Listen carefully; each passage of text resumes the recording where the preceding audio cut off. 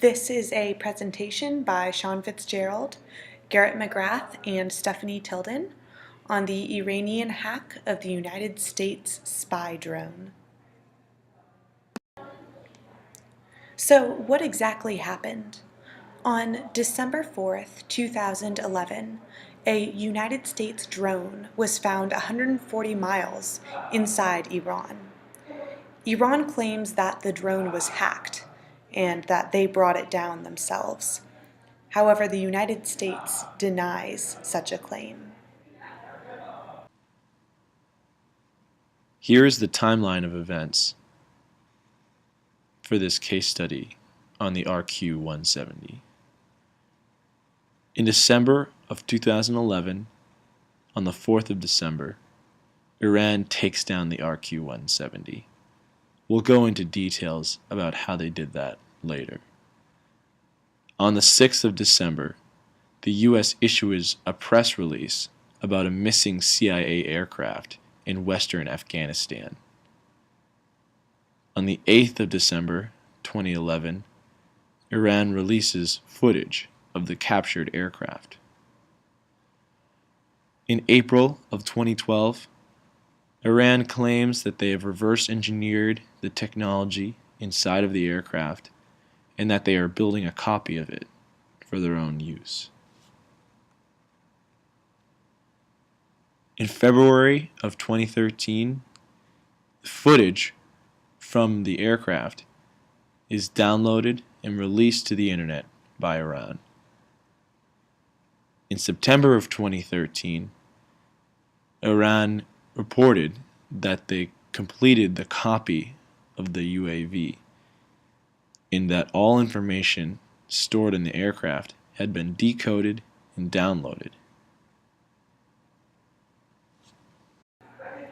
The drone discovered was a cream-colored American Batwing RQ-170 Sentinel drone. The letters RQ mean the drone is unarmed. It is only for stealth missions. The drone was marked with anti-US slogans in order to keep its disguise in Iran. Additionally, it was nicknamed the Beast of Kandahar because it was spotted in 2009 on an airport's runway in Kandahar, Afghanistan. The drone often flies at an altitude of 50,000 feet. It is used primarily for stealth missions. For example, it monitored Osama bin Laden's compound in Pakistan before the raid, streaming videos to commanders. During the raid, it also monitored progress the whole time, completely undetected. The drone was developed by Lockheed Martin's Advanced Development Programs, and it cost $6 million to design and build. This is an RQ-170 Sentinel stealth aircraft built by Lockheed Martin at their Skunk Works facility. It's an unmanned aerial vehicle, or UAV.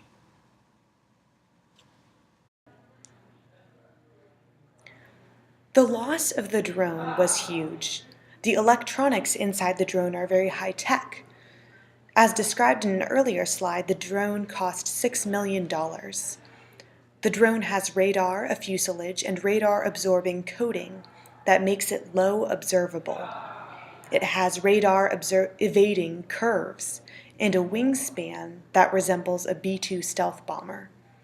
The drone also has two communication links, one for the satellite and one for line of sight with the ground control station. A hacker would only need to disrupt this to hack the drone. Though this is a $6 million loss, Aviation Intel says the drone was likely constructed with, quote, expendability in mind, end quote, which means that though much technology was lost, the U.S. military's most sensitive stealth secrets would not be compromised. The RQ-170 sensor suite includes the following sensors: electrical, optical, infrared sensors, active, electronically scanned array radar, highly sensitive radiation sensors, and a communications intercept. The active electronically scanned array radar, or AESAR, is very common in stealth aircraft. The highly sensitive radiation sensors are specifically important in this case study because the RQ-170 was reportedly used to look for nuclear proliferation in Iran.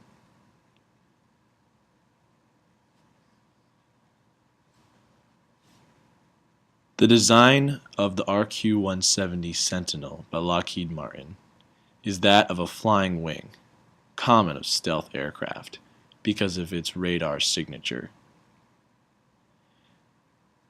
Because of its color, the light gray, it's reported to have an approximate 50,000 feet ceiling. From the pictures that the Iranians posted, it looks to have around an 85-foot wingspan. It's a single-engine aircraft, but with a classified engine type. It's reported to have a General Electric TF-34, but there are no confirmations on this. The drone was lost by U.S. forces in Afghanistan about a month before it was discovered in Iran. NATO issued a press release that operators had lost control of an unspecified UAV in western Afghanistan. Some sources claim that it was on an intelligence mission to hunt evidence of nuclear weapons work in Iran. The Sentinel is still rare technology, so Robert Densmore, a defense journalist and former U.S. Navy electronic countermeasures officer in London, says that the loss of the drone is very significant. The U.S. Air Force operates RQ-170s, but some sources say it's possible that the Sentinel was a CIA asset. Because of the stealth nature of the RQ-170, it's unclear what the specific intentions were for its development. However, it was reportedly used to take down Osama bin Laden. Its sensor suite makes it seem like more of a reconnaissance aircraft.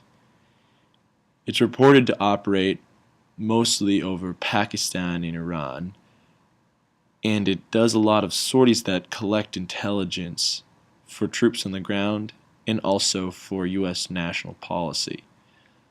Like I said before, it helped facilitate the death of Osama bin Laden, so it's at least had some success.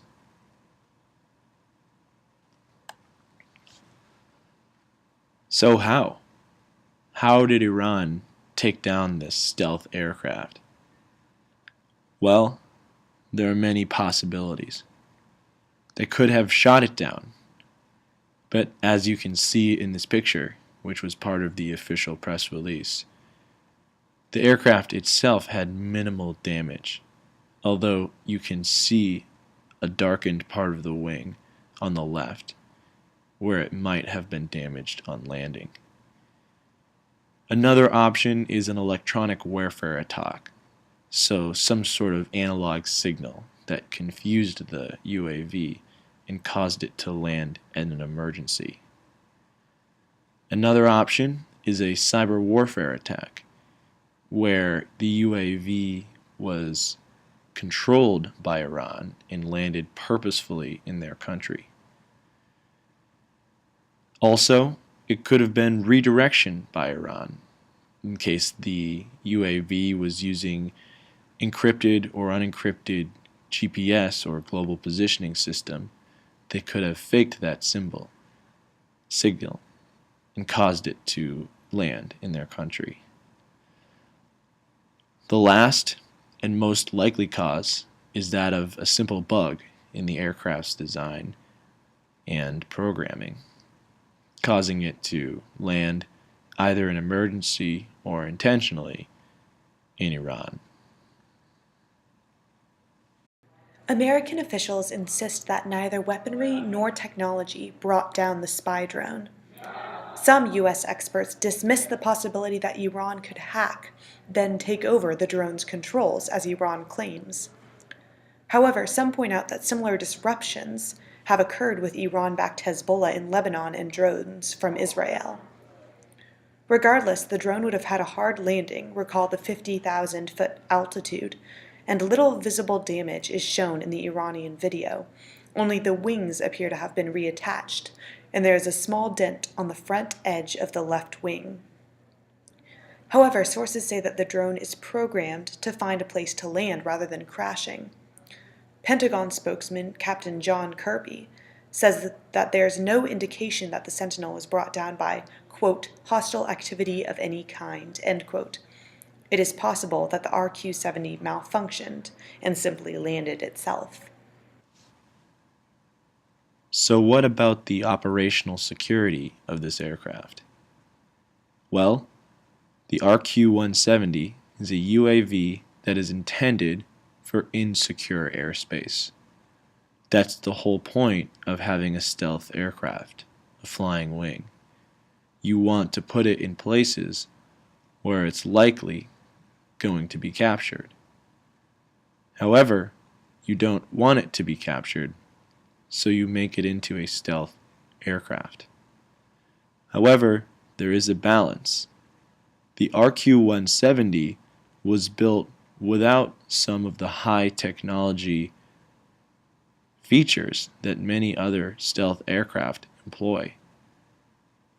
It intentionally avoided using the highly sensitive technologies in case this exact scenario were to happen. The use of the RQ-170 is intentionally risky, but it does have a high reward, like in the death of Osama bin Laden. In that case, was it worth it? That's arguable. Without further knowledge, we won't know whether or not the RQ-170 was instrumental in his death. What results do we see? Well, he died. What other results? Remember that the sensor suite on the RQ-170 included highly sensitive radiation sensors. So clearly, it would be worth it to sense nuclear proliferation in Iran, since they have shown hostility towards Israel, one of our allies.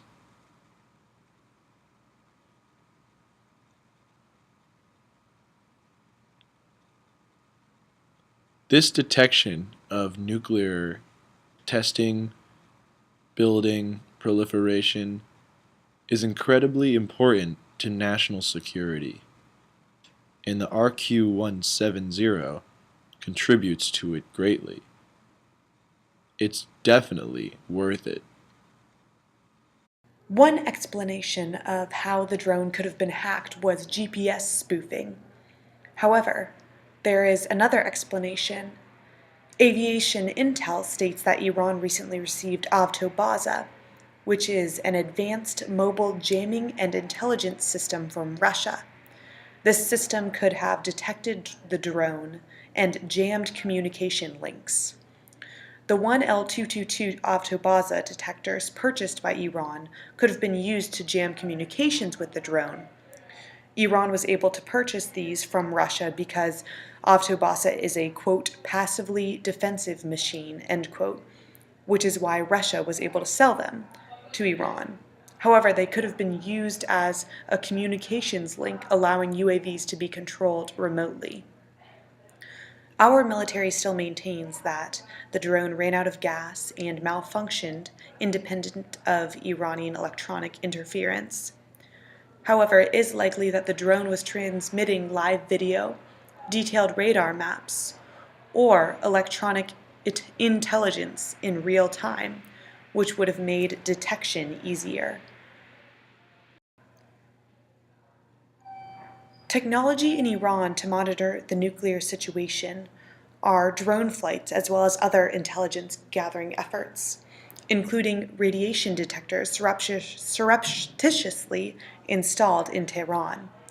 There's been no evidence to overturn conclusions by the US and UN that Iran stopped systematic nuclear weapons related work in 2003. On the other hand, Iran said it was building a copy of the drone after breaking encryption codes. Iran showed the hacked US spy drone video footage in early 2013, saying it cracked the code to 2 hard drives. However, it's unclear whether the footage is genuine. A BBC security correspondent says that if the Iranians have managed to break into the systems, it suggests a level of sophistication that the US did not predict. Iran intends on copying the RQ-170 and creating their own version of the drone. A video released in 2014 shows an aerial craft based on the RQ-170. However, Pentagon spokesperson Colonel Steve Warren says that there is no way it matches American technology. Retired Marine Colonel Steve Ganyard also expresses doubts, saying that it might just be a smaller replica. The commander of the Islamic Revolution Guard Corps, Aerospace Force Brigadier General, says that he will use the drone for bombing runs in addition to surveillance. Under international law, was the United States aircraft illegal? Or was it flying in illegal airspace? Well, international law states that, similar to marine conventions, sovereign airspace extends 12 miles off the border of your country, unless it borders another country, in which case it's one vertical line. Iran says that the RQ-170 was operating in illegal airspace, or within their sovereignty. The United States, however, claims that the RQ-170 was operating in legal airspace, or Western Afghanistan.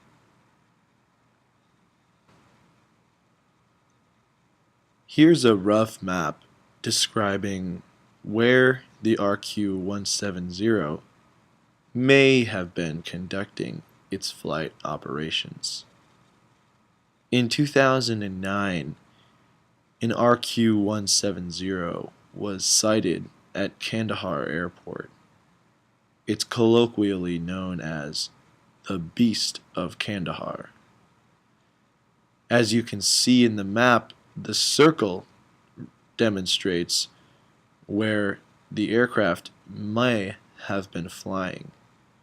Note that this region includes both Western Afghanistan, where the United States claims legal operation, and Eastern Iran, where Iran claims illegal operation of the RQ-170. Especially important to this is the fact that the RQ-170 is not commercial, it's a military aircraft. This military aircraft has sensors aboard that violate the privacy of any country within its range. Simply operating it, just flying it in Iran, is a breach of international treaty. Legality was ambiguous, but what about the ethics of the situation? The United States was clearly invading privacy.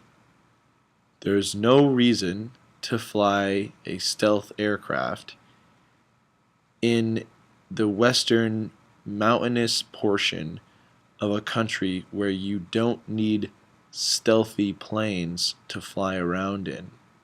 aka Western Afghanistan. There is certainly good reason to need an aircraft like the RQ-170 to penetrate the Iranian national air defense systems. Therefore, I deduce that the United States was, in fact, invading the privacy of Iran, although this is not proven. Iran, on the other hand, had been showing aspirations toward nuclear proliferation, nuclear testing, and just nuclear shenanigans in general. In doing so, in addition to their hostile, or combined with their hostile presence toward other countries nearby, specifically Israel, they forfeit their privacy. If they're going to be hostile and threaten something as important and deadly as nuclear bombs, you have no right to privacy. According to me, yes, this was certainly an ethical use of the RQ-170, even though we potentially could have lost important technology. It's very important to keep our country and other countries out of harm's way. There was a lot of aftermath after this whole situation occurred. We talked a little bit about international law and the ethics of the situation. Here's exactly what happened. Obama asked for the drone back and he received no response. The United States military then, in turn, approved two $47 million contracts to make military GPS systems less vulnerable, because it is ideal that the drone wouldn't have been captured and better GPS systems could potentially keep this or something similar to this from happening again in the future. The Afghan president wants his country to be kept out of the situation. Iran presented Russia with a copy of the hacked drone. The US government broke international law to send drones into Iran, but the US Defense Secretary at the time said that we will continue to pursue important intelligence operations to defend the United States. Iran, in turn, is advancing scientifically, militarily, and it seems to be adopting its own foreign policy. Were there alternative actions that could have been taken to avoid the disastrous result of Iran finding out what we were looking for in their country?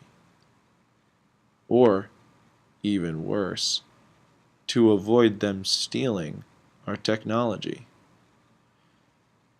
Well, we could certainly have done more work in protecting the technology that we used. Yes, we didn't put everything into this one plane, but I'm sure it had certain secret aspects to it. And Iran got to practice their hacking and reverse engineering on this aircraft. Definitely not something we want them to be comfortable doing. We, the United States, showed an ignorance of the Iranian technical proficiency and an overconfidence in our own. We assumed that they would not be able to take down our aircraft. And even if they would, our press releases showed a confidence that they would not have the technical ability to reverse engineer any of the technology on that aircraft. We have severely underestimated our adversary. In addition to all that, we need to simply focus on the basics, such as navigating and controlling our own UAVs. It could have been worse, much worse. What if Iran had seized control of the UAV and then turned it on us? What if they used this technology to build a more dangerous platform and then use our own technology against us? We certainly need to be more proactive in protecting our interests. Although in this case, I still hold that it was definitely worth it. Thank you for listening to our presentation.